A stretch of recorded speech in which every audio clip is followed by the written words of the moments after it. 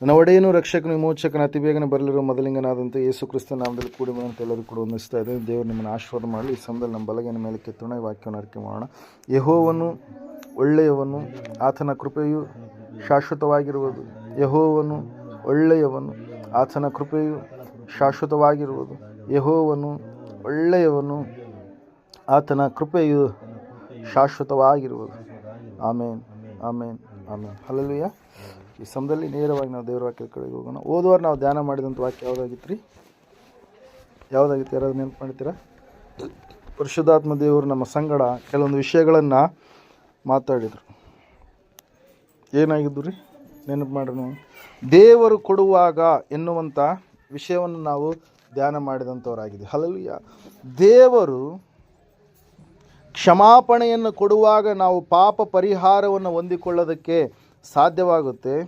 ದೇವರು ನಮಗೆ ಬಲವನ್ನು ಕೊಡುವಾಗ ಶತ್ರುಗಳು ಅವನು ಎಷ್ಟು ದೊಡ್ಡವನಾಗಿದ್ದಾಗಲೂ ಕೂಡ ಶತ್ರುವಿನ ಮೇಲೆ ಜಯವನ್ನು ಸಾಧಿಸೋದಕ್ಕೆ ನಮಗೆ ಸಾಧ್ಯ ಆಗುತ್ತೆ.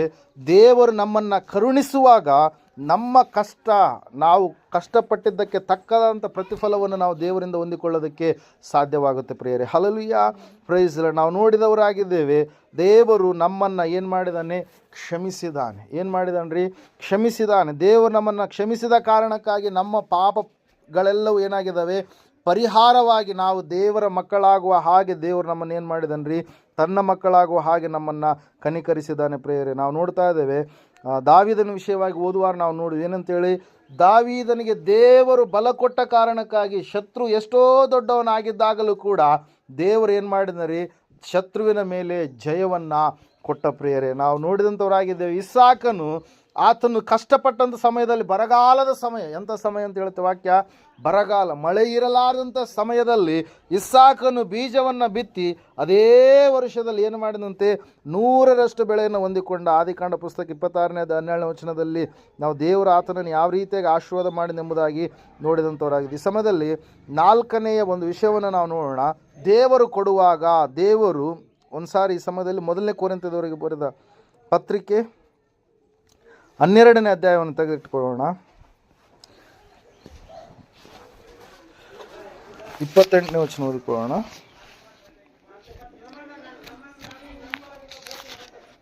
ಮೊದಲನೇ ಕೊರಿಂಥೆ 12ನೇ ಅಧ್ಯಾಯ 28ನೇ ವಚನ. ದೇವರು ತನ್ನ ಸಭೆಯಲ್ಲಿ ಮೊದಲನೇದಾಗಿ ಅಪೊಸ್ತಲರನ್ನು, ಎರಡನೇದಾಗಿ ಪ್ರವಾದಿಗಳನ್ನು, ಮೂರನೇದಾಗಿ ಉಪದೇಶಕರನ್ನು ಇಟ್ಟಿದ್ದಾನೆ. ಆಮೇಲೆ ಮಹತ್ಕಾರ್ಯಗಳ ಮಾಡುವ ಶಕ್ತಿಯನ್ನು, ನಾನಾ ರೋಗಗಳನ್ನು ವಾಸಿ ಮಾಡುವ ವರವನ್ನು, ಪರಸಹಾಯ ಮಾಡುವ ಗುಣವನ್ನು, ಕಾರ್ಯಗಳನ್ನು ನಿರ್ವಹಿಸುವ ಜ್ಞಾನವನ್ನು, ವಿವಿಧ ವಾಣಿಗಳನ್ನಾಡುವ ವರವನ್ನು ಅವರವರಿಗೆ ಕೊಟ್ಟಿದ್ದಾನೆ. ಎಲ್ಲರೂ ಅಪೊಸ್ತಲರು, ಎಲ್ಲರೂ ಪ್ರವಾದಿಗಳು, ಎಲ್ಲರೂ ಉಪದೇಶಕರು, ಎಲ್ಲರೂ ಮಹತ್ಕಾರ್ಯಗಳನ್ನು ಮಾಡುವವರು. ರೋಗ ವಾಸಿ ಮಾಡುವ ವರಗಳು ಎಲ್ಲರಿಗೂ ಉಂಟು. ಎಲ್ಲರೂ ವಾಣಿಗಳನ್ನಾಡುವರು. ವಾಣಿಗಳ ಅರ್ಥವನ್ನು ಹೇಳುವುದಕ್ಕೆ ಎಲ್ಲರಿಗೂ ಶಕ್ತಿಯುಂಟು. ಇವುಗಳಲ್ಲಿ ಶ್ರೇಷ್ಠ ವರಗಳನ್ನು ಆಸಕ್ತಿಯಿಂದ ಅಪೇಕ್ಷಿಸಿರಿ. ಇನ್ನೂ ಉತ್ಕೃಷ್ಟವಾದ ಮಾರ್ಗವನ್ನು ನಿಮಗೆ ತೋರಿಸುತ್ತೇನೆ ಎಂಬುದಾಗಿ. ಹಲ್ಲೆಲೂಯಾ. ನಾವು ನೋಡ್ತಾ ಇದ್ದೇವೆ ಪ್ರಿಯರೇ, ದೇವರು ವಾಕ್ಯ ಹೇಳ್ತಾ ಇದೆ. ದೇವರು ವರಗಳನ್ನು ಕೊಡುವಾಗ ಅದು ಸಭೆಗೆ ಎನ್ನುವಂಥದ್ದು ಏನಾಗಿರುತ್ತೆ? ಉಪಯೋಗಕರವಾಗಿರುತ್ತೆ. ಏನು ಕೊಡ್ತಾನಂತೆ? ದೇವರು ವರಗಳನ್ನು ಕೊಡ್ತಾನೆ. ಹಲ್ಲೆಲೂಯಾ. ಇಲ್ಲಿ ನಾವು ನೋಡ್ತಾ ಇದ್ದೇವೆ. ಮೊದಲನೇದಾಗಿ ಸತ್ಯವೇದ ಹೇಳ್ತಾ ಇದೆ, ಅಪೊಸ್ತಲರನ್ನಾಗಿ, ಪ್ರವಾದಿಗಳನ್ನಾಗಿ, ಉಪದೇಶಕರನ್ನಾಗಿ ದೇವರು ಇಟ್ಟಿರುವಂಥ ಸಮಯದಲ್ಲಿ ಮಹತ್ಕಾರ್ಯಗಳನ್ನು ಮಾಡುವಂಥ ಶಕ್ತಿಯನ್ನು ಕೂಡ ದೇವರು ಏನು ಮಾಡ್ತಾ ಇದ್ದಾನಂತೆ? ಅನುಗ್ರಹಿಸ್ತಾ ಇದ್ದಾನೆ ಪ್ರಿಯರೇ. ನಾನಾ ರೋಗಗಳನ್ನು ವಾಸಿ ಮಾಡುವಂಥ ವರವನ್ನು ದೇವರು ಏನು ಮಾಡ್ತಾನೆ? ಒದಗಿಸಿಕೊಡ್ತಾನೆ. ಅಷ್ಟು ಮಾತ್ರವಲ್ಲದೆ ಯಾವ ರೀತಿಯಾಗಿ ಪರಸಹಾಯ ಮಾಡುವಂಥ ಗುಣ ಇದೆಯೋ, ಅನೇಕ ಕಾರ್ಯಗಳನ್ನು ನಿರ್ವಹಿಸುವಂಥ ಜ್ಞಾನ, ವಿವಿಧ ವಾಣಿಗಳನ್ನು ಆಡುವಂಥ ಜ್ಞಾನ, ವರ, ಇವೆಲ್ಲವುಗಳನ್ನು ದೇವರು ಏನು ಮಾಡ್ತಾನೆ ರೀ? ಸಭೆಯಾಗಿರ್ತಕ್ಕಂಥ ನಮಗೇನು ಮಾಡ್ತಾನೆ? ಅನುಗ್ರಹಿಸಿದ್ದಾನೆ ಪ್ರಿಯರೇ. ದೇವರು ವಾಕ್ಯದಲ್ಲಿ ನಾವು ನೋಡ್ತಾ ಇದ್ದೇವೆ, ಸತ್ಯವೇದ ಹೇಳ್ತಾ ಇದೆ ಪ್ರಿಯರೇ, ದೇವರು ವರಗಳನ್ನು ಕೊಡುವಾಗ ಸಭೆ ಎನ್ನುವಂಥದ್ದು ಏನಾಗುತ್ತೆ ರೀ? ಉಪಯೋಗವನ್ನು ಹೊಂದಿಕೊಳ್ಳೋದಕ್ಕೆ ಸಾಧ್ಯ ಆಗುತ್ತೆ. ದೇವರು ವರ ಕೊಟ್ಟಂಥ ಸಮಯದಲ್ಲಿ ಅನೇಕ ರೋಗಗ್ರಸ್ತರಾಗಿರ್ತಕ್ಕಂಥವ್ರು ಸಭೆಗೆ ಬರುವಾಗ ಆ ರೋಗದಲ್ಲಿರುವಂಥವರು ದೇವರ ಒಂದು ವರದ ಮೂಲಕವಾಗಿ ಅವ್ರು ಏನಾಗ್ತಾರೆ ರೀ? ಸ್ವಸ್ಥತೆ ವರದ ಮೂಲಕವಾಗಿ ಅವರು ಸ್ವಸ್ಥತೆಯನ್ನು ಹೊಂದಿಕೊಳ್ತಾರೆ. ಹಲ್ಲೆಲೂಯಾ. ಅನೇಕರು ಒಂದು ವೇಳೆ ತಮ್ಮ ಜೀವಿತದಲ್ಲಿ ಅನೇಕವಾಗಿರ್ತಕ್ಕಂಥ ಕೆಟ್ಟದಾಗಿರ್ತಕ್ಕಂಥ ನಿರ್ಧಾರಗಳನ್ನು ತೆಗೆದುಕೊಂಡು ತಮ್ಮ ಜೀವಿತವನ್ನು ಇನ್ನೇನು ಅರ್ಧದಲ್ಲಿಯೇ ನಾಶ ಮಾಡಿಕೊಳ್ಳಬೇಕೆನ್ನುವಂಥ ತೀರ್ಮಾನವನ್ನು, ಆತ್ಮಹತ್ಯೆ ತೀರ್ಮಾನವನ್ನು ಮಾಡಿಕೊಳ್ಳುವಂಥ ಸಂದರ್ಭದಲ್ಲಿ ಮಾಡಿಕೊಂಡು ದೇವಾಲಯಕ್ಕೆ ಬಂದಂಥ ಸಮಯದಲ್ಲಿ ದೇವರ ವಾಕ್ಯವನ್ನು ಕೇಳಿದಾಗ ಅವರ ನಿರ್ಧಾರಗಳು ಏನಾಗ್ತಾರೆ, ಅವರು ಬದಲಾವಣೆ ಮಾಡಿಕೊಳ್ತಾರೆ. ಕಾರಣ ಏನು ಹೇಳ್ರಿ, ದೇವರ ವಾಕ್ಯ ಸಜೀವವಾಗಿರುವಂಥದ್ದು. ಆ ಸಜೀವ ವಾಕ್ಯ ಅವ್ರಿಗೆ ಏನು ಮಾಡುತ್ತೆ, ಬದಲಾವಣೆಯನ್ನು ಅವರ ಜೀವಿತದಲ್ಲಿ ತರುತ್ತೆ ಪ್ರಿಯರು. ಅದಕ್ಕಾಗಿ ನಾವು ನೋಡ್ತಾ ಇದ್ದೇವೆ, ಉಪದೇಶ ಅದೇನಾಗಿರುವಂಥದ್ದಾಗಿದೆ, ನಮಗೆ ಉಪಯೋಗಕರವಾಗಿರುವಂಥದ್ದಾಗಿದೆ, ನಮ್ಮ ಜೀವಿತವನ್ನು ಕಟ್ಟುವಂಥದ್ದಾಗಿದೆ ಪ್ರಿಯರು. ವಾಕ್ಯ ಹೇಳ್ತಾ ಇದೆ, ಸತ್ಯವೇದ ಹೇಳ್ತಾ ಇದೆ, ಸಭೆಗೆ ದೇವರು ವರಗಳನ್ನು ಕೊಟ್ಟಿದ್ದಾನೆ. ಏನನ್ನು ಕೊಟ್ಟಿದ್ದಾನೆ ರೀ, ವರಗಳನ್ನು. ಹಲ್ಲೆಲೂಯಾ. ಅದಕ್ಕಾಗಿ ನೋಡ್ರಿ, ದೇವರ ವಾಕ್ಯದಲ್ಲಿ ನಾವು ನೋಡ್ತಾ ಇದ್ದೇವೆ, ಸತ್ಯವೇದ ಹೇಳ್ತಾ ಇದೆ, ಪೌಲನು ಆತನು ಶ್ರೇಷ್ಠವಾದಂಥ ಒಂದು ದೊಡ್ಡದಾಗಿರ್ತಕ್ಕಂಥ ಗಣಿಯಾಗಿ ನಮಗೆ ಕಾಣಿಸ್ತಾ ಇದ್ದಾನೆ ಪ್ರಿಯರ. ಅನೇಕ ಪತ್ರಿಕೆಗಳನ್ನು, 14 ಪತ್ರಿಕೆಗಳನ್ನು ಬರೆದಿರ್ತಕ್ಕಂಥ ಪೌಲ, ಆತನು ಸೌಲನಾಗಿರುವಂಥ ಸಮಯದಲ್ಲಿ ಸಭೆ ಹಿಂಸಕನಾಗಿ ಕಂಡು ಬಂದರೆ ಪೌಲನಾಗಿ ಮಾರ್ಪಟ್ಟಾಗ ಆತನು ದೇವರ ಸಭೆಗೆ ಒಂದು ವರವಾಗಿ ಆತನು ಏನು ಮಾಡ್ತಾ ಇದ್ದಾನೆ, ದೇವರ ಒಂದು ಹಸ್ತದಲ್ಲಿ ಆತನು ಏನು ಮಾಡ್ತಾ ಇದ್ದಾನೆ ರೀ, ಕಾಣಿಸ್ಕೊಳ್ತಾ ಇದ್ದಾನೆ ಪ್ರಿಯರು. ಅದಕ್ಕಾಗಿ ಇಲ್ಲಿ ನಾವು ನೋಡ್ತಾ ಇದ್ದೇವೆ, ಸತ್ಯವೇದ ಹೇಳ್ತಾ ಇದ್ದೇವೆ, ದೇವರು ವರಗಳನ್ನು ಕೊಡುವಾಗ ಅದು ಸಭೆಗೆ ಏನಾಗುತ್ತೆ, ಉಪಯೋಗಕರವಾಗಿರುತ್ತೆ. ಯಾರಿಗೂ ಉಪಯೋಗ ಆಗಿರುತ್ತೆ ರೀ, ಸಭೆಗೆ. ಸಭೆಯಲ್ಲಿರ್ತಕ್ಕಂಥವ್ರು ಆ ಉಪಯೋಗವನ್ನು ಹೊಂದಿಕೊಳ್ಳೋದಕ್ಕೆ ಸಾಧ್ಯ ಆಗುತ್ತೆ. ಸ್ವಸ್ಥತೆ ವರವಾಗಿರ್ಬೋದು, ದೆವ್ವಗಳನ್ನು ಬಿಡಿಸುವಂಥ ವರವಾಗಿರ್ಬೋದು, ಉಪದೇಶವನ್ನು ಹೊಂದಿಕೊಳ್ಳುವಂಥ, ದೇವರಿಂದ ಪಡೆದುಕೊಳ್ಳುವಂಥ ವರವಾಗಿರ್ಬೋದು, ಆ ವರಗಳ ಮೂಲಕವಾಗಿ ಸಭೆ ಎನ್ನುವಂಥದ್ದು ಏನಾಗುತ್ತೆ, ಬೆಳವಣಿಗೆ ಆಗುತ್ತೆ, ದೇವರಲ್ಲಿ ಬಲವನ್ನು ಹೊಂದಿಕೊಳ್ಳೋದಕ್ಕೆ ಸಾಧ್ಯ ಆಗುತ್ತೆ. ಅದರ ಸಲುವಾಗಿ ನಾವು ನೋಡ್ತಾ ಇದ್ದೇವೆ, ಸತ್ಯವೇದ ಹೇಳ್ತಾ ಇದೆ, ದೇವರು ಏನನ್ನು ಕೊಡುವಾಗ, ವರಗಳನ್ನು ಕೊಡುವಾಗ ಅದು ನಮಗೆ ಉಪಯೋಗಕರವಾಗಿರುತ್ತೆ. ನಮ್ಮ ಆಂತರಿಂದ್ರಿಯದಲ್ಲಿರ್ತಕ್ಕಂಥ ಪುರುಷ, ನಮ್ಮ ಆಂತರ್ಯ ಪುರುಷ, ಒಳಗಡೆ ಒಬ್ಬ ಪುರುಷನಿದ್ದಾನೆ, ಆತನು ಏನಾಗ್ತಾನೆ, ಬಲಗೊಳ್ತಾನೆ. ಬಾಹ್ಯ ಪುರುಷನ ಅಂದರೆ ನಾವು ಹೊರಗಡೆ ಕಾಣಿಸ್ತಾ ಇದ್ದೇವಲ್ಲ, ನಮ್ಮ ಒಳಗಡೆ ಇನ್ನೊಬ್ಬ ಪುರುಷನಿದ್ದಾನೆ. ಹಲ್ಲೆಲೂಯಾ. ನಾವು ಶರೀರ ಎನ್ನುವಂಥ ಅಂಗಿಯನ್ನು ನಾವೇನಾಗಿದ್ದೇವೆ, ಒದ್ದುಕೊಂಡಂಥ ಸ್ಥಿತಿಯಲ್ಲಿದ್ದೇವೆ ಪ್ರಿಯರೇ. ನಮ್ಮ ಒಳಗಡೆ ಆತ್ಮನಿದ್ದಾನೆ. ಆ ಆಂತರ್ಯ ಪುರುಷನು ಏನಾಗ್ತಾನೆ, ದೇವರ ಒಂದು ವಾಕ್ಯದ ಮೂಲಕವಾಗಿ, ವರಗಳ ಮೂಲಕವಾಗಿ ಆತನು ಏನಾಗ್ತಾನೆ, ಬಲಗೊಳ್ತಾನೆ. ಹೊರಗಡೆ ಲೋಕದಲ್ಲಿ ಯಾವ ರೀತಿಯಾಗಿ ಜೀವಿಸಬೇಕೆನ್ನುವಂಥದ್ದನ್ನು ಆತನು ಕಂಡುಕೊಳ್ತಾನೆ.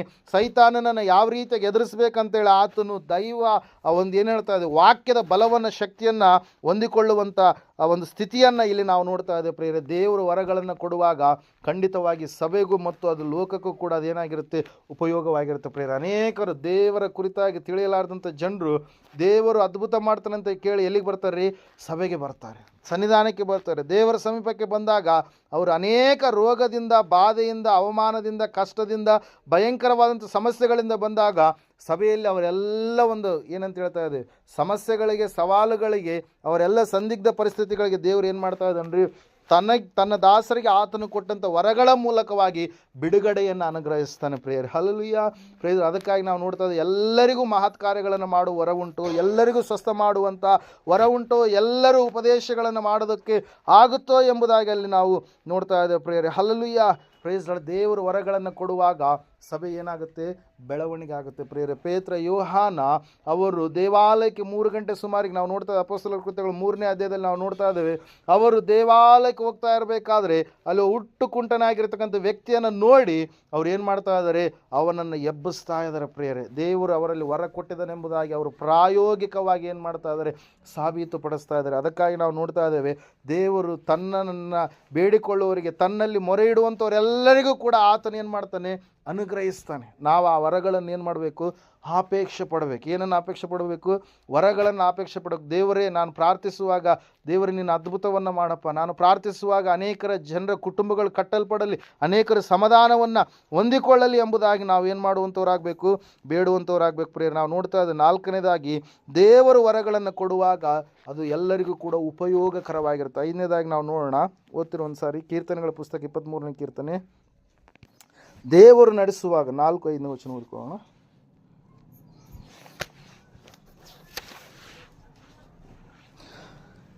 ನಾನು ಕಾರ್ಗತ್ತಲಿನ ಕಣಿವೆಯಲ್ಲಿ ನಡೆಯುವಾಗಲೂ ನೀನು ಹತ್ತಿರವಿರುವುದರಿಂದ ಕೇಡಿಗೆ ಹೆದರೆನು. ನಿನ್ನ ದೊಣ್ಣೆಯು ನಿನ್ನ ಕೋಲು ನನಗೆ ಧೈರ್ಯ ಕೊಡುತ್ತವೆ. ವೈರಿಗಳ ಮುಂದೆ ನೀನು ನನಗೋಸ್ಕರ ಔತಣವನ್ನು ಸಿದ್ಧಪಡಿಸುತ್ತಿ, ನನ್ನ ತಲೆಗೆ ತೈಲವನ್ನೂ ಹಚ್ಚಿಸುತ್ತಿ, ನನ್ನ ಪಾತ್ರೆಯು ತುಂಬಿ ಹೊರಸೂಸುತ್ತದೆ ಎಂಬುದಾಗಿ. ಹಲ್ಲೆಲೂಯಾ. Praise Lord. ನಾವು ನೋಡ್ತಾ ಇದ್ದೇವೆ, ದೇವ್ರ ವಾಕ್ಯ ಹೇಳ್ತಾ ಇದೆ ಪ್ರೇರೆ ಸ್ಪಷ್ಟವಾಗಿ ಏನಂತೇಳಿ, ದೇವರು ನಡೆಸುವಂಥ ಸಮಯದಲ್ಲಿ ನಾವು ನೋಡ್ತಾ ಇದ್ದೇವೆ, ನಮ್ಮ ಕಾಲು ಜಾರದೆ ನಾವು ಗಮ್ಯವನ್ನು, ಗುರಿಯನ್ನು, ನಮಗೆ ದೇವರು ಕೊಟ್ಟಿರ್ತಕ್ಕಂಥ ಉದ್ದೇಶವನ್ನು ನಾವು ಮುಟ್ಟಲಿಕ್ಕೆ ಏನಾಗುತ್ತೆ, ಸಾಧ್ಯ ಆಗುತ್ತೆ. ಪ್ರೇರಲ್ಲಿ ಕೀರ್ತನೆಗಾರನು ಹೇಳ್ತಾ ಇದ್ದಾನೆ, ನನ್ನ ಕಾಲು ಜಾರಿತೆಂದು ಅಂದುಕೊಂಡಾಗಲೇ ನಿನ್ನ ಕೃಪೆ ನನಗೇನಾಯ್ತಂತೆ, ಆಧಾರವಾಯಿತು. ದೇವರು ತನ್ನ ಕೃಪೆಯನ್ನು ನಮಗೆ ಆಧಾರವಾಗಿ ಇರಿಸಿದಾನೆ. ಇಲ್ಲಿ ಭಕ್ತನು ಪ್ರಾರ್ಥಿಸ್ತಾ ಇದ್ದಾನೆ, ನಾನು ಕಾರ್ಗತ್ತಲಿನ ಕಣಿವೆ. ಎಂಥ ಕಣಿವಂತೆ? ಭಯಂಕರವಾದಂಥ ಕಾರ್ಗತ್ತಲು, ಭಯವನ್ನು ತರುವಂಥ ಕಾರ್ಗತ್ತಲು, ಮರಣಕರವಾದಂಥ ಕಾರ್ಗತ್ತಲು, ಕೇಡನ್ನು ತಂದಿರತಕ್ಕಂಥ ಕಾರ್ಗತ್ತಲು. ಅಂತಹ ಕಾರ್ಗತ್ತಲಿನಲ್ಲಿ ಭಕ್ತನು ನಡೆಯುವಾಗ ಭಕ್ತನು ಹೇಳ್ತಾ ಇದ್ದಾನೆ ಏನಂತೇಳಿ, ನೀನು ಹತ್ತಿರವಿರುವುದರಿಂದ, ನೀನು ನನ್ನನ್ನು ನಡೆಸ್ತಾ ಇರುವುದರಿಂದ, ನಿನ್ನ ದೊಣ್ಣೆ ನಿನ್ನ ಕೋಲು ನನಗೇನು ಮಾಡ್ತಾ ಇದ್ದಾವೆ, ಧೈರ್ಯ ಕೊಡ್ತಾ ಇದ್ದಾವೆ. ಅದಕ್ಕಾಗಿ ನಾನು ವೈರಿಗಳ ಮುಂದೆಯೇ ನೀನು ನನಗೋಸ್ಕರ ಔತಣವನ್ನು ಸಿದ್ಧಪಡಿಸಿ ನನ್ನ ತಲೆಗೆ ತೈಲವನ್ನು ಹಚ್ಚಿಸಿ ನನ್ನ ಪಾತ್ರೆ ತುಂಬಿ ಹೊರಸೂಸುವ ಹಾಗೆ ನೀನು ಕಾರ್ಯ ಜರುಗಿಸ್ತಾ ಇದೆ. ಇಲ್ಲಿ ನಾವು ನೋಡ್ತಾ ಇದ್ದೇವೆ ಪ್ರೇರೆ, ದೇವ್ರ ವಾಕ್ಯ ಹೇಳ್ತಾ ಇದೆ, ದೇವರು ಸತ್ಯವೇದ ಹೇಳ್ತಾ ಇದೆ ಏನಂತೇಳಿ, ಆತನು ನಮ್ಮನ್ನು ನಡೆಸುವಾಗ ನಾವು ಗಮ್ಯವನ್ನು, ಗುರಿಯನ್ನು ಏನು ಮಾಡ್ತೀವಿ ರೀ, ಮುಟ್ತೀವಿ ಪ್ರೇರೆ. ಯೇಸು ಸ್ವಾಮಿ ಒಂದು ಸಾರಿ ಶಿಷ್ಯರ ಬಳಿಗೆ ಬರ್ತಾ ಇದ್ದಾನೆ. ಹೆಂಗೆ ಬರ್ತಾ ಇದ್ದಾನೆ ಆತ? ಸಮುದ್ರದ ಮೇಲೆ ನಡೆದುಕೊಂಡು ಬರ್ತಾ ಇದ್ದಾನೆ. ಹೆಂಗೆ ಬರ್ತಾ ಇದ್ದಾನೆ ಅಂತ ಹೇಳುತ್ತೆ ವಾಕ್ಯ, ಸಮುದ್ರದ ಮೇಲೆ ನಡೆದುಕೊಂಡು ಬರ್ತಾ ಇದ್ದಾನೆ. Hallelujah, praise Lord. ಶಿಷ್ಯರು ಭಯಪಡ್ತಾ ಇದ್ದಾರೆ, ಅಯ್ಯೋ ಯಾರಿರಬಹುದು, ಈಗಾಗಲೇ ಅವರು ಸಮುದ್ರದ ಮಧ್ಯದ ಸ್ಥಳದಲ್ಲಿ ಹೋಗಿದ್ದಾರೆ, ಮಧ್ಯದಲ್ಲಿದ್ದಾರೆ, ಈ ಕಡೆಯಿಂದ ಬಿಟ್ಟಿದ್ದಾರೆ, ಈ ದಡದಿಂದ ಆ ದಡಕ್ಕೆ ಮುಟ್ಟಬೇಕಾದ್ರೆ ಅವರು ಮಧ್ಯದಲ್ಲಿದ್ದಾರೆ. ಆ ಸಮಯದಲ್ಲಿ ಅವರು ಅಯ್ಯೋ ನಾವು ಇನ್ನೂ ಮುಟ್ಟಬೇಕಾದ್ರೆ ಇನ್ನೂ ಎಷ್ಟೋ ದೂರ ನಾವು ಹೋಗಬೇಕು, ಆದರೆ ಅಲೆಗಳು ಎದ್ದಿದ್ದಾವೆ, ಭಯಂಕರವಾದಂಥ ಪರಿಸ್ಥಿತಿ ಇದೆ ಎಂಬುದಾಗಿ ಅವ್ರು ಏನು ಮಾಡ್ತಾ ಇದ್ದಾರೆ, ಕೂಗಾಡ್ತಾ ಇದ್ದಾರೆ, ಕಿರಿಚ್ತಾ ಇದ್ದಾರೆ ಪ್ರೇರ. ಅಂತಹ ಸಮಯದಲ್ಲಿ ಒಬ್ಬ ವ್ಯಕ್ತಿ ನೀರಿನ ಮೇಲೆ ನಡೆದುಕೊಂಡು ಬರುವಂಥದ್ದನ್ನು ನೋಡಿದಂಥ ಇವರಿಗೆ ಇನ್ನೂ ಭಯ ಹೆಚ್ಚಾಗಿರುತ್ತೆ. ಏನಾಗಿರುತ್ತೆ ರೀ? ಭಯ ಹೆಚ್ಚಾಗಿರುತ್ತೆ ಪ್ರೇರ. ಹಲ್ಲೆಲೂಯಾ. ಅವರು ಮುಳುಗಿ ಹೋಗಬಾರ್ದಂತೇಳಿ ಯೇಸು ಸ್ವಾಮಿ ಅವರ ಸಮೀಪಕ್ಕೆ ಹೆಂಗೆ ಬರ್ತಾ ಇದ್ದಾನಂತ, ನೀರಿನ ಮೇಲೆ ನಡೆದು ಬರ್ತಾ ಇದ್ದಾನೆ. ಒಂದು ಸಾರಿ ಯೋಬನ ಪುಸ್ತಕದಲ್ಲಿ ಒಂದು ಮಾತು ಈ ರೀತಿಯಾಗಿರುತ್ತೆ, ಅಲ್ಲ ಕಲ್ಲೋಲವಾಗಿರ್ತಕ್ಕಂಥ ಸಮುದ್ರದ ಮೇಲೆ ನಡೆಯುವಂಥನಂತೆ. ಯಾರಂದ್ರಿ? ದೇವರು. ಹಲ್ಲೆಲೂಯಾ. ಸಾರಿ ವಚನ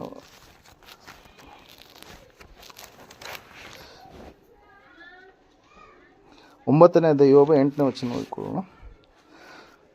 ಆಕಾಶ ಮಂಡಲವನ್ನು ವಿಶಾಲಪಡಿಸಿದವನು ಆತನೊಬ್ಬನೇ, ಕಲ್ಲೋಲವಾದ ಸಮುದ್ರದ ಮೇಲೆ ನಡೆಯುತ್ತಾನೆ ಎಂಬುದಾಗಿ. ಯಾರಂತ್ರಿ? ದೇವರು ಎಲ್ಲಿ ನಡೀತಾನಂತೆ? ಅಲ್ಲೋಲ ಕಲ್ಲೋಲ. ಯೋಬನ ಪುಸ್ತಕ 9ನೇ ಅಧ್ಯಾಯ 8ನೇ ವಚನದಲ್ಲಿ ಸ್ಪಷ್ಟವಾಗಿ ನಾವು ನೋಡ್ತಾ ಇದ್ದೇವೆ. ದೇವ್ರ ವಾಕ್ಯ ಹೇಳ್ತಾ ಇದೆ, ಅಲ್ಲ ಕಲ್ಲೋಲವಾಗಿರ್ತಕ್ಕಂಥ ಸಮುದ್ರದ ಮೇಲೆ ದೇವ್ರು ಏನು ಮಾಡ್ತಾನಂತ್ರಿ? ನಡೆದುಕೊಂಡು ಬರ್ತಾನೆ. ಮನುಷ್ಯರು ಯಾರು ಕೂಡ, ದೇವರುಗಳೆನಿಸಿಕೊಂಡಂಥವ್ರು ಯಾರು ಕೂಡ ಇಂತಹ ಕಾರ್ಯವನ್ನು ಜರುಗಿಸಲು ಪ್ರೇರ. ಆದರೆ ವಾಕ್ಯ ಹೇಳ್ತದೆ, ಸತ್ಯವೇದ ಹೇಳ್ತಾ ಇದೆ ಸ್ಪಷ್ಟವಾಗಿ ಏನಂತ ಹೇಳಂತಂದರೆ, ಆತನು ತನ್ನ ಮಕ್ಕಳನ್ನು ದಡ ಸೇರಿಸಬೇಕು ಎಂಬುದಾಗಿ, ಗುರಿ ಮುಟ್ಟಿಸಬೇಕು ಎಂಬುದಾಗಿ ಆತನು ಏನು ಮಾಡ್ತಾ ಇದ್ದಾನೆ ಅಂತ ಹೇಳ್ತಾ ಇದೆ ವಾಕ್ಯ. ಅವರ ಬಳಿಗೆ ಬರ್ತಾ ಇದ್ದಾನೆ. ಅವರು ಮುಳುಗುವಂಥ ಸ್ಥಿತಿಗೆ ಜಾರಿ ಹೋಗಿದ್ದಾರೆ. Hallelujah, praise lord. ಯೇಸು ಯಾವಾಗ ಆ ಒಂದು ದೋಣಿಯ ಸಮೀಪಕ್ಕೆ ಬಂದು ಪೇತ್ರನು ಕೇಳ್ತಾ ಇದ್ದಾನೆ. ಆ ಒಂದು ವಿಷಯ ಮತ್ತಾಯನ ಬರೆದ ಸುವಾರ್ತೆಯಲ್ಲಿರುತ್ತೆ. ಆ ಸಮಯದಲ್ಲಿ ಯೇಸು ಸ್ವಾಮಿ ಏನು ಮಾಡ್ತಾ ಇದ್ದಾನೆ ರೀ? ಅವರ ಸಮೀಪಕ್ಕೆ ಬಂದಾಗ 14ನೇ ಅಧ್ಯಾಯದಲ್ಲಿ ಇರುತ್ತೆ ನೋಡ್ರಿ, ಯೇಸು ಸ್ವಾಮಿ ಧೈರ್ಯವಾಗಿರಿ, ಅಂಜಬೇಡಿರಿ, ನಾನು ಎಂಬುದಾಗಿ ಹೇಳಿದಾಗ 27ನೇ ವಚನದಲ್ಲಿ ಆ ಸಮಯದಲ್ಲಿ ಪೇತ್ರನು ಮಾತಾಡ್ತಾ ಇದ್ದಾನೆ, ಸ್ವಾಮಿ ನೀನೇ ಆದರೆ ನಾನು ನಿನ್ನ ಬಳಿಗೆ ಬರುತ್ತೇನೆ ಅಂತೇಳಿ. ಹಲ್ಲೆಲೂಯಾ. ಆ ಸಮಯದಲ್ಲಿ ಆಯಿತು ಬಾ ಮಗನೇ ಎಂಬುದಾಗಿ ಪೇತ್ರನನ್ನು ಸ್ವಾಮಿ ಕರೆದಾಗ, ಯೇಸುವನ್ನು ನೋಡುವಾಗ ಪೇತ್ರನು ನೀರಿನ ಮೇಲೆ ನಡೆದ. ಆದರೆ ಯಾವಾಗ ಯೇಸುವನ್ನು ನೋಡುವಂಥದ್ದನ್ನು ಬಿಟ್ಟು ಗಾಳಿಯನ್ನು ನೋಡಿದ್ನು, ಪ್ರಕೃತಿಯನ್ನು ನೋಡಿದ್ನು, ಅಲ್ಲ ಕಲ್ಲೋಲವಾದಂಥ ಸಮುದ್ರವನ್ನು ನೋಡಿದ್ನು, ಆವಾಗ ಅವನು ಮುಳುಗೋದಕ್ಕೆ ಪ್ರಾರಂಭವಾದ ಪ್ರಿಯರೇ. Hallelujah, praise Lord. ಇಲ್ಲಿ ವಾಕ್ಯ ಹೇಳ್ತದೆ, ನೀನು ನನಗೆ ಹತ್ತಿರವಿರುವುದರಿಂದ ಯಾವ ಕೇಡಿಗೂ ನಾನು ಎದುರೇನು ಎಂಬುದಾಗಿ. ಯೇಸು ಹತ್ತಿರ ಇದ್ದಾನೆ. ಯಾರ ಹತ್ತಿರ ಇದ್ದಾನೆ? ಯೇಸು ಸ್ವಾಮಿ ಪೇತ್ರನ ಹತ್ತಿರ ಇದ್ದಾನೆ. ಪೇತ್ರ ಯೇಸು ಸ್ವಾಮಿಯನ್ನು ನೋಡುವಾಗ ಅಲ್ಲಿ ಕೇಡು ಇದೆ, ಆದರೂ ಕೂಡ ಆ ಕೇಡು ಅವನನ್ನು ಮುಳುಗಿಸ್ತಾ ಇಲ್ಲ. ಯೇಸುವನ್ನು ನೋಡುವಂಥದ್ದನ್ನು ಬಿಟ್ಟು ಅಕ್ಕಪಕ್ಕದ ಅಲೆಗಳನ್ನು, ಗಾಳಿಯನ್ನು ಯಾವಾಗ ನೋಡೋದಕ್ಕೆ ಪ್ರಾರಂಭ ಮಾಡಿದ್ನೋ ಅವನು ಮುಳುಗೋದಕ್ಕೆ ಪ್ರಾರಂಭವಾದ ಪ್ರೇರಿಯೋದು. ಇಲ್ಲಿ ನಾವು ತಿಳ್ಕೊಳ್ಬೇಕಾಗಿರ್ತಕ್ಕಂಥ ಅಂಶ ಏನಂತಂದರೆ, ಯೇಸು ಅಂತಹ ಸಮಯದಲ್ಲಿ ಕೂಡ ತನ್ನ ಮಕ್ಕಳನ್ನು ದಡ ಸೇರಿಸುವಂಥ ದೇವರಾಗಿದ್ದಾನೆ. ಯೇಸು ಸ್ವಾಮಿ ಬೈದ ಯಾರಿಗೆ? ಪೇತ್ರನಿಗೆ. ಯಾಕೆ ಅಲ್ಪವಿಶ್ವಾಸಿಯೇ, ಯಾಕೆ ಸಂದೇಹ ಪಟ್ಟು ಎಂಬುದಾಗಿ ಹೇಳಿದ ಮೇಲೆ ಅಲ್ಲಿ ನಾವು ನೋಡ್ತಾ ಇದ್ದೇವೆ, ಆತನು ದೋಣಿಯನ್ನು ಹತ್ತಿದ ಮೇಲೆ ಏನಾಯ್ತಂತೆ? ಗಾಳಿಯೆಲ್ಲ ನಿಂತು ಹೋಯಿತು. ಏನು ಮಾಡಿದಂತೆ? ದೋಣಿಯಲ್ಲಿದ್ದವರೆಲ್ಲರೂ ನಿಜವಾಗಿ ನೀನು ದೇವಕುಮಾರನೆಂಬುದಾಗಿ ಆತನಿಗೆ ನಮಸ್ಕಾರ ಮಾಡಿದರು. ಆ ಸಮಯದಲ್ಲಿ ಅವರು ದಡವನ್ನು ಸೇರಿದರು ಪ್ರಿಯರೇ. ಹಲ್ಲೆಲೂಯಾ.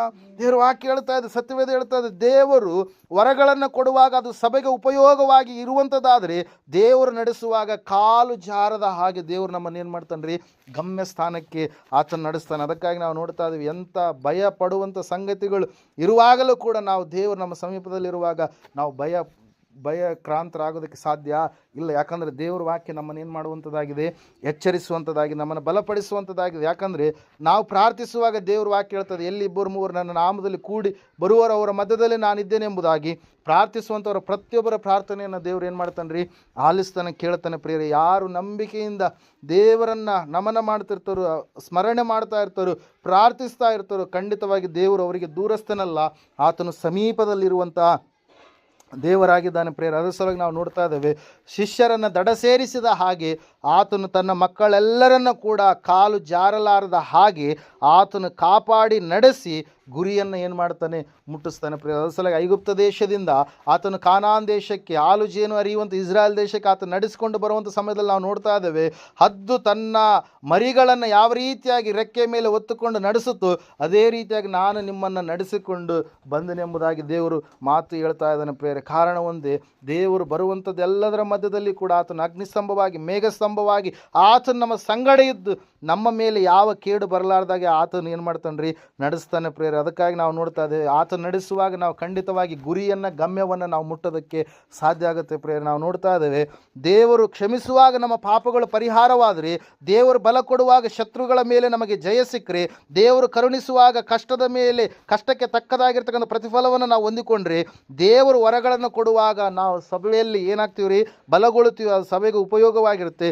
ದೇವರು ನಡೆಸುವಾಗ ಖಂಡಿತವಾಗಿಯೂ ಕೂಡ ನಾವು ಗುರಿಯನ್ನು ಮುಟ್ಟೋದಕ್ಕೆ ಸಾಧ್ಯ ಆಗುತ್ತೆ. ಪ್ರಿಯರೇ, ಹಲ್ಲೆಲೂಯಾ. ನಮ್ಮ ಗುರಿ ಏನ್ರಿ, ಯೇಸುವನ್ನು ಸೇರುವವರೆಗೂ ಕೂಡ ನಮ್ಮ ಭಕ್ತಿಯನ್ನು ನಾವು ಬಿಟ್ಟು ಕೊಡಲಾರದ ಹಾಗೆ ಸ್ಥಿರವಾಗಿ ನಾವು ಆತನನ್ನು ನೋಡುತ್ತಾ ನಮ್ಮ ಭಕ್ತಿಯನ್ನು ಈ ಲೋಕದಲ್ಲಿ ನಾವು ಕಳೆಯುವವರಾಗಬೇಕು. ಹಲ್ಲೆಲೂಯಾ.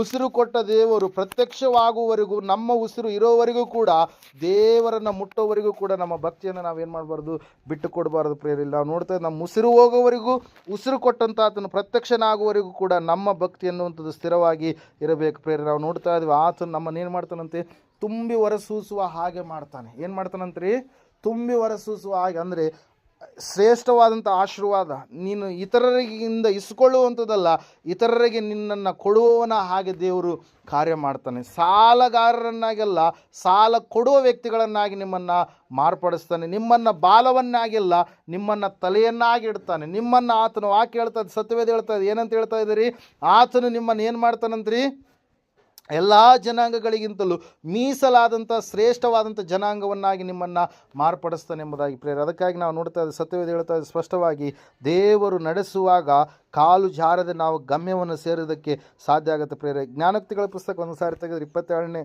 ಅಧ್ಯಾಯ 4ನೇ ವಚನ ಓದಿಕೊಳ್ಳೋಣ.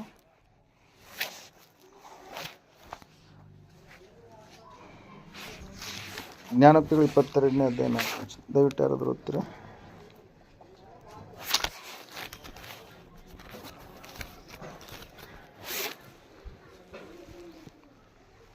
ಧನ ಮಾನ ಜೀವಗಳು ದೀನ ಭಾವಕ್ಕೂ ಯೆಹೋವನ ಭಯಕ್ಕೂ ಫಲ ಎಂಬುದಾಗಿ. ಹಲ್ಲೆಲೂಯಾ. ಪ್ರೈಸ್. ನಾವು ನೋಡ್ತಾ ಇದ್ದೇವೆ ಪ್ರೇಯರ್, ಸತ್ಯವೇದ ಹೇಳ್ತಾ ಇದೆ, ದೇವರು ನಮ್ಮನ್ನು ಆಶೀರ್ವದಿಸುವಾಗ ಐಶ್ವರ್ಯ ಎನ್ನುವಂಥದ್ದು ನಮಗೆ, ಘನತೆ ಎನ್ನುವಂಥದ್ದು ನಮಗೇನಾಗುತ್ತೆ ರೀ, ಉಂಟಾಗುತ್ತೆ. ಪ್ರೇಯರೆ, ಹಲ್ಲೆಲೂಯಾ. ನಾವು ನೋಡ್ತಾ ಇದ್ದೇವೆ, ದೀನಮಾನಗಳು, ಧನ ಎಂಬುದಾಗಿ. ಹಣ, ಧನ ಅಂದರೆ ಏನ್ರಿ, ಹಣ ಎನ್ನುವಂಥದ್ದು, ಐಶ್ವರ್ಯ ಎನ್ನುವಂಥದ್ದು, ನಾವು ದೇವರಿಗೆ ಭಯಪಡುವಾಗ, ದೇವರು ನಮ್ಮನ್ನು ಆಶೀರ್ವದಿಸುವಾಗ ಅದೇನಾಗುತ್ತೆ, ನಮಗೆ ಫಲವಾಗಿ, ಆಶೀರ್ವಾದವಾಗಿ ಅದು ನಮಗೆ ಕಾಣಸಿಗುತ್ತೆ. ಪ್ರೇರಿ, ನಾವು ನೋಡ್ತಾ ಇದ್ದೇವೆ, ಸತ್ಯವೇದ ಹೇಳ್ತಾ ಇದ್ದೇವೆ ಪ್ರೇರಿ, ಜೀವ ಮಾತ್ರವಲ್ಲ, ಹಣ ಮಾತ್ರವಲ್ಲ, ಘನತೆ ಮಾತ್ರವಲ್ಲ, ಇವೆಲ್ಲದಕ್ಕಿಂತಲೂ ಮಿಂಚಿನದಾಗಿ ನಾವು ನೋಡ್ತಾ ಇದ್ದೇವೆ, ನಿತ್ಯ ಜೀವವನ್ನು ಕೂಡ ದೇವರು ಏನು ಮಾಡ್ತಾನೆ, ನಮಗೆ ಆಶೀರ್ವದಿಸುವಾಗ ನಮಗೆ ಅನುಗ್ರಹಿಸ್ತಾನೆ. ಪ್ರೇರಿ, ಅದಕ್ಕಾಗಿ ನಾವು ನೋಡ್ತಾ ಇದ್ದೇವೆ, ದೇವ್ರ ವಾಕ್ಯ ಹೇಳ್ತದೆ, ಸತ್ಯವೇದ ಹೇಳ್ತಾ ಇದೆ, ಜ್ಞಾನೋಕ್ತಿಗಳ ಪುಸ್ತಕದಲ್ಲಿ, ದೇವರು ನಮ್ಮನ್ನು ಆಶೀರ್ವದಿಸುವಾಗ ನಮಗೆ ಐಶ್ವರ್ಯವನ್ನು ದೇವರು ಏನು ಮಾಡ್ತಾನೆ, ಅನುಗ್ರಹಿಸ್ತಾನೆ. ದೇವರು ನಮಗೆ ಆಶೀರ್ವದಿಸುವಾಗ ದೇವರು ನಮಗೆ ಘನತೆಯನ್ನು ಅನುಗ್ರಹಿಸ್ತಾನೆ. ಅದಕ್ಕಾಗಿ ಅಬ್ರಹಾಮನ ಆಸ್ತಿ ಎನ್ನುವಂಥದ್ದು ಏನಾಯ್ತು ರೀ, ಹೆಚ್ಚಾಯ್ತು. ಅವನು ಬಹಳ ಐಶ್ವರ್ಯವಂತನಾದನು ಎಂಬುದಾಗಿ, ಈಸಾಕನ ಕುರಿತಾಗಿ ನೋಡುವಾಗ ಬಹಳ ಐಶ್ವರ್ಯವಂತನಾಗಿದ್ದನು ಎಂಬುದಾಗಿ, ಯಾಕೋಬನ ಕುರಿತಾಗಿ ನೋಡಿದಾಗ ಅವನಿಗೆ ಅನೇಕ ಸಾರಿ ಸಂಬಳ ಮೋಸವಾಗಿದ್ದಾಗಲೂ ಕೂಡ ದೇವರು ಅವನನ್ನು ಪುನಃ ಆಶೀರ್ವದಿಸಿದಾಗ ಯಾಕೋಬನು ಕೂಡ ತನ್ನ ಮಾವನಾದಂಥ ಲಾಬಾನನಿಗಿಂತಲೂ ಹೆಚ್ಚಿನದಾಗಿ ಆಶೀರ್ವಾದವನ್ನು ಪಡೆದುಕೊಂಡನೆಂಬುದಾಗಿ ನಾವು ಆದಿಕಾಂಡ ಪುಸ್ತಕದಲ್ಲಿ ನಾವು 3 ಪುರುಷರ ಚರಿತ್ರೆಯನ್ನು ನಾವು ನೋಡುವಾಗ ನಾವು ಕಂಡುಕೊಳ್ತೀವಿ ಪ್ರಿಯರೇ. ಅದಕ್ಕಾಗಿ ಇವತ್ತಿನ ದಿವಸ ನಾವು ನೋಡಬೇಕಾಗಿದೆ, ನಾವು ಧ್ಯಾನಿಸಬೇಕಾಗಿದೆ. ದೇವರ ಆಶೀರ್ವಾದ ಏನಾಗಿದೆ ನಮಗೆ, ಅದು ಸಂಪೂರ್ಣವಾಗಿ ಐಶ್ವರ್ಯವನ್ನು, ಘನತೆಯನ್ನು ಅದು ಏನು ಮಾಡುತ್ತೆ, ನಮಗೆ ತಂದು ಕೊಡುತ್ತೆ ಪ್ರಿಯರೇ. ದೇವರಿಗೆ ನಾವು ಭಯಪಡುವಾಗ ಈ ಫಲಗಳನ್ನು ದೇವರು ನಮಗೇನು ಮಾಡ್ತಾನೆ, ಅನುಗ್ರಹಿಸ್ತಾನೆ ಪ್ರಿಯರೇ. ಇವತ್ತಿನ ದಿವಸ ನಾವು ದೇವರ ಆಶೀರ್ವಾದಕ್ಕೆ ಪಾತ್ರರಾಗಬೇಕಾಗಿದ್ರೆ ಸಂಪೂರ್ಣವಾಗಿ ನಾವು ದೇವರಿಗೆ ಭಯಪಡುವಂಥ ಮಕ್ಕಳಾಗಬೇಕು, ದೇವರಿಗೆ ಅಧೀನರಾಗಿ ಜೀವಿಸುವಂಥವರು ಆಗಬೇಕು. ದೇವರು ವಾಕ್ಯ ಹೇಳ್ತಾ ಇದೆ, ದೇವರು ಆಶೀರ್ವದಿಸುವಾಗ ಖಂಡಿತವಾಗಿ ಐಶ್ವರ್ಯಕ್ಕೆ ನಾವು ಪಾತ್ರರಾಗ್ತೀವಿ, ಒಳ್ಳೆಯ ಹೆಸರಿಗೆ ನಾವು ಪಾತ್ರರಾಗೋದಕ್ಕೆ ಸಾಧ್ಯ ಇರುತ್ತೆ ಪ್ರೇರ. ಅಷ್ಟು ಮಾತ್ರ ಅಲ್ಲದೆ ಕೀರ್ತನೆಗಳ ಪುಸ್ತಕ 23ನೇ ಕೀರ್ತನೆ 6ನೇ ವಚನದಲ್ಲಿ ನಾವು ನೋಡ್ತಾ ಇದ್ದೇವೆ, ದೇವರು ಹೇಳುವಾಗ, ಹಲ್ಲೆಲೂಯಾ, ಓದ್ಕೊಳ್ಳೋಣ. 23ನೇ ಕೀರ್ತನೆ 6ನೇ ವಚನ, ನಿಶ್ಚಯವಾಗಿ ನನ್ನ ಜೀವಮಾನದಲ್ಲೆಲ್ಲ ಶುಭವೂ ಕೃಪೆಯು ನನ್ನನ್ನು ಹಿಂಬಾಲಿಸುವು, ನಾನು ಸದಾ ಕಾಲವು ಯೆಹೋವನ ಮಂದಿರದಲ್ಲಿ ವಾಸಿಸುವೆನು ಎಂಬುದಾಗಿ. ಹಲ್ಲೆಲೂಯಾ. ದೇವರು ಹೇಳುವಾಗ, ದೇವರು ಇರುವಾಗ ನಮಗೇನಾಗುತ್ತಂತೆ, ಕ್ಷೇಮ ಸಂತೋಷ ಎನ್ನುವಂಥದ್ದನ್ನು ನಾವು ಹೊಂದಿಕೊಳ್ಳೋದಕ್ಕೆ ಸಾಧ್ಯ ಆಗುತ್ತೆ ಪ್ರಿಯರೇ. ಹಲ್ಲೆಲೂಯಾ. ಶುಭ ಮತ್ತು ಕೃಪೆ ದೇವರು ನಮ್ಮನ್ನೇನು ಮಾಡ್ತಾನೆ, ಹಿಂಬಾಲಿಸುವ ಹಾಗೆ ಕಾರ್ಯ ಮಾಡ್ತಾನೆ ಪ್ರಿಯರೇ. ಅದಕ್ಕಾಗಿ ನಾವು ಭಯಪಡುವಂಥದ್ದು ಬೇಡ. ದೇವರು ನಮಗೆ ಕೊಡಬೇಕಂತೇಳಿ ಇಷ್ಟಪಟ್ಟಿದ್ದಾನೆ ತನ್ನ ಕ್ಷಮಾಪಣೆಯನ್ನು, ದೇವರು ಕೊಡಬೇಕಂತೇಳಿ ಇಷ್ಟಪಟ್ಟಿದ್ದಾನೆ ತನ್ನ ಬಲವನ್ನು, ದೇವರು ಕೊಡಬೇಕಂತೇಳಿ ಇಷ್ಟಪಟ್ಟಿದ್ದಾನೆ ತನ್ನ ಕರುಣೆಯನ್ನು, ದೇವರು ಕೊಡಬೇಕಂತೇಳಿ ಇಷ್ಟಪಟ್ಟಿದ್ದಾನೆ ತನ್ನ ಒಂದು ವರಗಳನ್ನು, ಆತನು ಕೊಡಬೇಕಂತೇಳಿ ಇಷ್ಟಪಟ್ಟಿದ್ದಾನೆ ತಾನು ನಡೆಸುವಂಥ ಕಾರ್ಯವನ್ನು, ದೇವರು ತನ್ನ ಆಶೀರ್ವಾದವನ್ನು ಕೊಡಬೇಕಂತೇಳಿ ಇಷ್ಟಪಟ್ಟಿದ್ದಾನೆ ಪ್ರಿಯರೇ. ಇವುಗಳನ್ನು ನಾವು ಹೊಂದಿಕೊಳ್ಳಬೇಕಾದರೆ ದೇವರಿಗೆ ಸಂಪೂರ್ಣವಾಗಿ ಒಳಗಾಗಿ ಭಯಪಟ್ಟು ಆತನಿಗೆ ನಾವು ಮೆಚ್ಚುಗೆಯಾದಂಥ ರೀತಿಯಲ್ಲಿ ಜೀವಿಸುವಾಗಿ ಎಲ್ಲ ಕಾರ್ಯಗಳನ್ನು ನಮ್ಮ ಜೀವಿತದಲ್ಲಿ ನಾವು ಹೊಂದಿಕೊಳ್ಳೋದಕ್ಕೆ ಸಾಧ್ಯ ಆಗುತ್ತೆ ಪ್ರಿಯರೇ. ದೇವರು ಕೊಡ್ತಾನೆ, ಅದನ್ನು ನಾವು ಸ್ವೀಕರಿಸಬೇಕಾದರೆ ಸಂಪೂರ್ಣವಾಗಿ ಆತನ ಮೇಲೆ ನಾವು ನಂಬಿಕೆ ಇಟ್ಟು ಭಯಭಕ್ತಿಯ ಜೀವಿತವನ್ನು ಜೀವಿಸಿ ಯಾವ ವಿಷಯದಲ್ಲಿ ತಪ್ಪಿ ಹೋಗದ ಹಾಗೆ ಸ್ಥಿರವಾಗಿ ಆತನನ್ನೇ ನಾವು ಎದುರು ನೋಡುವವರಾಗಿ ಇರಬೇಕು. ಈ ಸಮಯದಲ್ಲಿ ನಾವೆಲ್ಲರೂ ನಿಂತುಕೊಳ್ಳೋಣ, ಪ್ರಾರ್ಥನೆ ಮಾಡೋಣ. ದೇವರು ವಾಕ್ಯ ಹೇಳ್ತಾರೆ, ಸತ್ಯವೇದ ಹೇಳ್ತಾ ಇದೆ, ಸಹೋದರ ಸಹೋದರಿ, ಈ ಸಮಯದಲ್ಲಿ ದೇವರು ಕೊಡಬೇಕಂತೇಳಿ ಅಂದುಕೊಂಡಿದ್ದಾನೆ. ನಿನ್ನ ಮೇಲೆ ಶುಭ ಕೃಪೆ ನಿನ್ನನ್ನು ಹಿಂಬಾಲಿಸುವ ಹಾಗೆ ಮಾಡಬೇಕಂತೇಳಿ ನಿಶ್ಚಯವಾಗಿ ನಿನ್ನ ಜೀವಮಾನದಲ್ಲೆಲ್ಲ, ನಿನ್ನ ಜೀವವಿರುವವರೆಗೂ ಕೂಡ ಶುಭವನ್ನು, ಕೃಪೆಯನ್ನು ಆತನು ಅನುಗ್ರಹಿಸಬೇಕಂತೇಳಿ ಅಂದುಕೊಂಡಿದ್ದಾನೆ. ದೇವರು ಅನುಗ್ರಹಿಸುವಾಗ ನಿನಗೆ ಶುಭ ಕೃಪೆ ಇದೆ. ಈ ಸಮಯದಲ್ಲಿ ನಾವು ಪ್ರಾರ್ಥನೆ ಮಾಡೋಣ. ದೇವರು ವಾಕ್ಯ ಹೇಳ್ತಾ ಇದೆ, ಸತ್ಯವೇದ ಹೇಳ್ತಾ ಇದೆ, ಸ್ಪಷ್ಟವಾಗಿ ದೇವರು ನಿನಗೆ ಕೊಡಬೇಕೆಂದಿದ್ದಾನೆ. ದೇವರ ಬಲವನ್ನು ಹೊಂದಿಕೊಳ್ಳಬೇಕಾಗಿದೆ, ದೇವರ ವರಗಳನ್ನು ನಾವು ಪಡೆದುಕೊಳ್ಳಬೇಕಾಗಿದೆ, ದೇವರ ಕ್ಷಮಾಪಣೆಯನ್ನು ನಾವು ಸಂಪೂರ್ಣವಾಗಿ ಸ್ವೀಕರಿಸಬೇಕಾಗಿದೆ. ದೇವರ ನಾವು ನೋಡ್ತಾ ಇದ್ದೇವೆ, ಆತನ ಎಲ್ಲ ಕಾರ್ಯಗಳ ನಡೆಸುವಿಕೆಯನ್ನು ನಾವು ಪಡೆದುಕೊಳ್ಳಬೇಕಾಗಿದೆ. ಆತನ ಮಾರ್ಗದಲ್ಲಿ ಸ್ಥಿರವಾಗಿ ನಾವು ನಡೆಯಬೇಕಾಗಿದೆ. ಸತ್ಯವೇದ ಹೇಳ್ತಾ ಇದೆ ಪ್ರಿಯರೇ, ದೇವರು ಕೊಡುವಾಗ ಖಂಡಿತವಾಗಿಯೂ ಕೂಡ ಆತನು ಕನಿಷ್ಠವಾದದ್ದಲ್ಲ, ಶ್ರೇಷ್ಠವಾದದ್ದನ್ನೇ ನಮಗೆ ಕರುಣಿಸ್ತಾನೆ, ಅನುಗ್ರಹಿಸ್ತಾನೆ ಪ್ರಿಯರೇ. ಆ ಭಕ್ತರು ದೇವರ ಕರುಣೆಗೆ ಪಾತ್ರರಾದರು. ಕಾರಣ ಒಂದೇ, ಅವರು ದೇವರನ್ನೇ ನೋಡಿದರು, ದೇವರ ಕೈಗಳನ್ನು ನೋಡಿದರು, ದೇವರ ಕಣ್ಣುಗಳನ್ನು ನೋಡಿದರು, ದೇವರ ಪಾದವನ್ನೇ ಹಿಡಿದುಕೊಂಡರು. ಸಮಯದಲ್ಲಿ ನಮ್ಮ ಜೀವಿತ ಯಾವ ರೀತಿಯಾಗಿದೆ? ಲೋಕವನ್ನು ನೋಡ್ತಾ ಇದ್ದೇವಾ? ಲೋಕದಲ್ಲಿರುವಂಥವುಗಳ ಕಡೆಗೆ ಹೋಗ್ತಾ ಇದ್ದೀವಾ? ಅಥವಾ ದೇವರನ್ನೇ ನಾವು ದೃಷ್ಟಿ ಇಟ್ಟು ನೋಡ್ತಾ ಇದ್ದೇವಾ? ಸಮಯದಲ್ಲಿ ನಮ್ಮ ಜೀವಿತವನ್ನು ದೇವರಿಗೆ ಒಪ್ಪಿಸಿಕೊಳ್ಳೋಣ. ಮಹೋನ್ನತನು ಮಹಾಪರಿಶುದ್ಧನಾದ ಮಹಾದೇವರು ನಿಮಗೆ ಸ್ತೋತ್ರಗಳಪ್ಪ. ಕೇಳಿದಂಥ ವಾಕ್ಯ ಬಿತ್ತಿದಂಥ ಬೀಜ ಸ್ವಾಮಿ 100ರಷ್ಟು ಫಲ ಕೊಡುವ ಹಾಗೆ ನೀನು ಸಹಾಯ ಮಾಡಿ ನಡೆಸಪ್ಪ. ದೇವರು ವಿಶೇಷವಾಗಿ ಪ್ರಾರ್ಥಿಸ್ತಾ ಇದ್ದೇವೆ, ಬೇಡ್ತಾ ಇದ್ದೇವಪ್ಪ. ದೇವರೇ ನಿನ್ನ ಚಿತ್ತ ನೆರವೇರಿಸು ಸ್ವಾಮಿ. ಬಿಡುಗಡೆಯನ್ನು ದಯಪಾಲಿಸಯ್ಯ, ಸಮಾಧಾನವನ್ನು ದಯಪಾಲಿಸಿ, ನಿನ್ನ ಕರುಣೆಯಿಂದ ತುಂಬಿಸಯ್ಯ. ಹೌದು ಕರ್ತ, ನೀನು ನಮ್ಮನ್ನು ಸ್ವಾಮಿ ಕರ್ತನೆ ಬಲವನ್ನು ಸ್ವಾಮಿ ನಮ್ಮಲ್ಲಿ ಕೊಡಬೇಕಂತೇಳಿ ಇಷ್ಟಪಟ್ಟಿದೆಯಪ್ಪ. ವರಗಳನ್ನು ನಮ್ಮಲ್ಲಿ ಕೊಡಬೇಕಂತೇಳಿ ಇಷ್ಟಪಟ್ಟಿದೆಯಪ್ಪ. ಕ್ಷಮಾಪಣೆಯನ್ನು ನಮಗೆ ಅನುಗ್ರಹಿಸಬೇಕಂತೇಳಿ ಇಷ್ಟಪಟ್ಟಿದೆಯಪ್ಪ. ದೇವರೇ, ನೀನು ಅನುಗ್ರಹಿಸುವಾಗ ಶುಭ ಕೃಪೆ ನಮ್ಮನ್ನು ಹಿಂಬಾಲಿಸು ಎಂಬುದಾಗಿ ನೀನು ವಾಕ್ಯ ಹೇಳ್ತದೆ. ಅದಕ್ಕಾಗಿ ಸ್ತೋತ್ರಗಳಯ್ಯ. ನೀನು ಕರ್ತನೆ ಆಶೀರ್ವದಿಸುವಾಗ ಐಶ್ವರ್ಯ ಘನತೆಯನ್ನು ನಾವು ಹೊಂದಿಕೊಳ್ಳೋದಕ್ಕೆ ಸಾಧ್ಯವಾಗುತ್ತೆ ಎಂಬುದಾಗಿ ನೀನು ವಾಕ್ಯ ಹೇಳ್ತದೆ ಸ್ವಾಮಿ. ಆ ಎಲ್ಲ ವಿಷಯಗಳು, ಸಂಗತಿಗಳು ನಮ್ಮ ಜೀವಿತದಲ್ಲಿ ನೆರವೇರಿಸಪ್ಪ. ದೇವರೇ, ನಾವು ನಿನ್ನನ್ನೇ ನೋಡುವ ಹಾಗೆ ಕರ್ತ, ನಮ್ಮ ಪೂರ್ವಿಕರು ಭಕ್ತಿಯನ್ನು ಮಾಡಿದ ಹಾಗೆ ಸ್ವಾಮಿ ನಾವು ನಿನ್ನಲ್ಲಿ ನಂಬಿಗಸ್ತರಾಗಿ ಭಕ್ತಿವಂತರಾಗಿ ಜೀವಿಸಲಿಕ್ಕಾಗಿ ಒಂದು ಸಹಾಯ ಮಾಡಿ ನಡೆಸಯ್ಯ.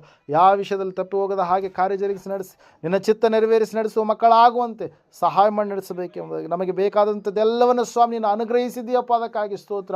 ಕಾರ್ಗತ್ತಲು ಇರುವಾಗಲೂ ಕೂಡ, ಭಯ ತರುವಂಥ ಅನೇಕ ಸಂಗತಿಗಳು ಇರುವಾಗಲೂ ಕೂಡ ನೀನು ನಮಗೆ ಧೈರ್ಯವಾಗಿದ್ದು, ಜೊತೆಗಾರನಾಗಿದ್ದು, ಹತ್ತಿರವಿದ್ದು ಸ್ವಾಮಿ ಎಲ್ಲ ವಿಷಯಗಳ ಮೇಲೆ ಜಯವನ್ನು ಕೊಟ್ಟಿದ್ದಕ್ಕಾಗಿ ನಿನಗೆ ಅನಂತ ಕೃತಜ್ಞತೆ ಸ್ತೋತ್ರಗಳನ್ನು ಸಲ್ಲಿಸುತ್ತಾ ಮುಂದಿರ್ತಕ್ಕಂಥ ಎಲ್ಲ ಸಮಯಗಳಿಗೆ ಎಲ್ಲವೂ ನಿನ್ನ ಕರಗಳಲ್ಲಿ ಒಪ್ಪಿಸಿಕೊಡುತ್ತಾ ದೇವರೇ, ಈ ಒಂದು ಕೊನೆಯ ತಿಂಗಳಿನ ಕರ್ತನ ಕೊನೆಯ ವಾರದ ಈ ಒಂದು ಮೇ ತಿಂಗಳಿನವರೆಗೆ ನಮ್ಮ ನಡೆಸಿದ್ದಕ್ಕಾಗಿ ನಿನಗೆ ಅನಂತ ಕೃತಜ್ಞತೆ ಸ್ತೋತ್ರಗಳನ್ನು ಸಲ್ಲಿಸುತ್ತಾ ನಜರೇತಿನ ಯೇಸುವಿನ ನಾಮದಲ್ಲಿ ಪ್ರಾರ್ಥಿಸಿ ಬೇಡ ಅರ್ಪಿಸಿ ಹೊಂದಿದ್ದೇವೆ ಪರಮ ತಂದೆಯೇ, ಆಮೆನ್. ನಮ್ಮ ತಂದೆಯಾದ ದೇವರ ಶಾಶ್ವತವಾದ ಪ್ರೀತಿ, ಕುಮಾರನಾಗಿ ಬಂದರು ಯೇಸು ಕ್ರಿಸ್ತನ ಶಾಶ್ವತವಾದ ಕೃಪೆ, ಪರಿಶುದ್ಧಾದ ದೇವರ ಶಾಶ್ವತವಾದ ಅನ್ಯಂತ ನಡೆಸಬೇಕು, ಅಲಂಕರಿಸಿ ಬಲಪಡಿಸಬೇಕು. ಕೂಡಿ ಬಂದರೆ ಇವರ ಸಂಘದಲ್ಲಿ ಸಕಲ ಸದ್ಭಕ್ತರ ಸಂಘ, ಪ್ರಪಂಚದ ಎಲ್ಲ ಮನುಷ್ಯರ ಸಂಘದಲ್ಲಿ ಸದಾಕಾಲ ನೆಲೆಯಾಗಿರಲಿ ಸ್ವಾಮಿ, ಆಮೆನ್.